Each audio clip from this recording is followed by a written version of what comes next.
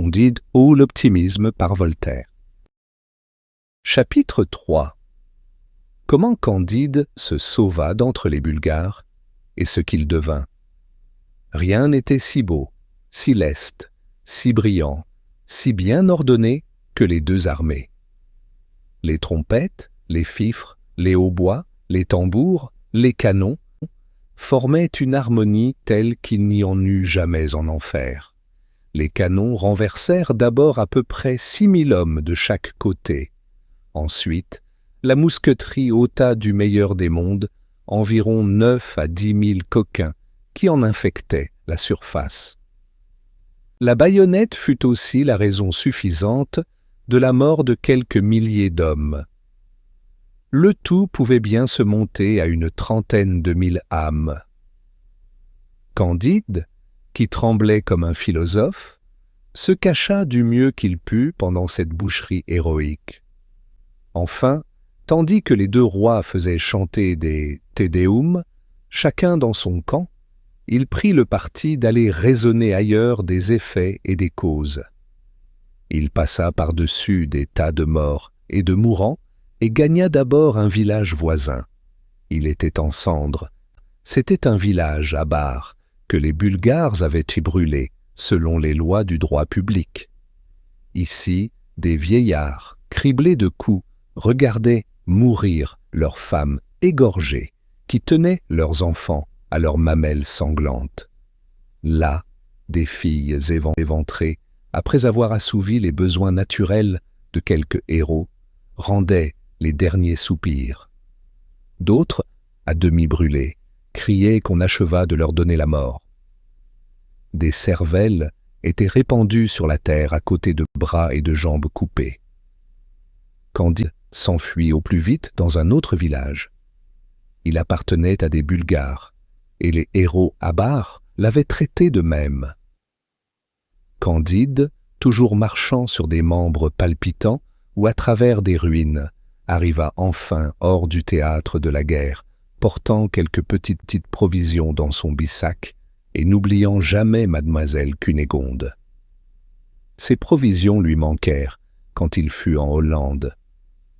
Mais, ayant entendu dire que tout le monde était riche dans ce pays-là et qu'on y était chrétien, il ne douta pas qu'on ne le traitât aussi bien qu'il l'avait été dans le château de monsieur le baron, avant qu'il en eût été chassé pour les beaux yeux de mademoiselle Cunégonde.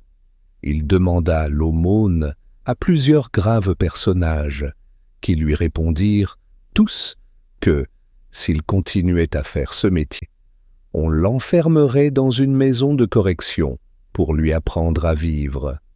Il s'adressa ensuite à un homme qui venait de parler tout seul, 1 heure de suite, sur la charité, dans une grande assemblée.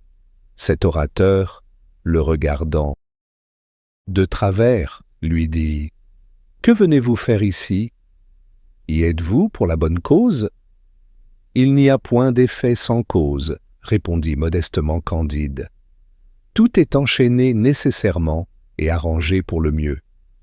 Il a fallu que je fusse chassé d'auprès de mademoiselle Cunégonde, que j'ai passé par les baguettes, et il faut que je demande mon pain jusqu'à ce que je puisse en gagner. Tout cela ne pouvait être autrement. »« Mon ami, lui dit l'orateur, croyez-vous que le pape soit l'antéchrist ?»« Je ne l'avais pas encore entendu dire, répondit Candide. Mais qu'il le soit ou qu'il ne le soit pas, je manque de pain. »« Tu ne mérites pas d'en manger, dit l'autre. Va, coquin.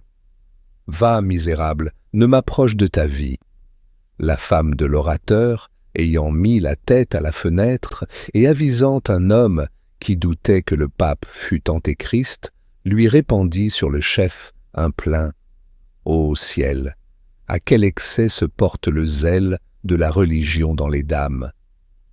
Un homme qui n'avait point été baptisé, un bon anabaptiste nommé Jacques, vit la manière cruelle et ignominieuse dont on traitait ainsi un de ses frères, un être à 2 pieds, sans plume, qui avait une âme.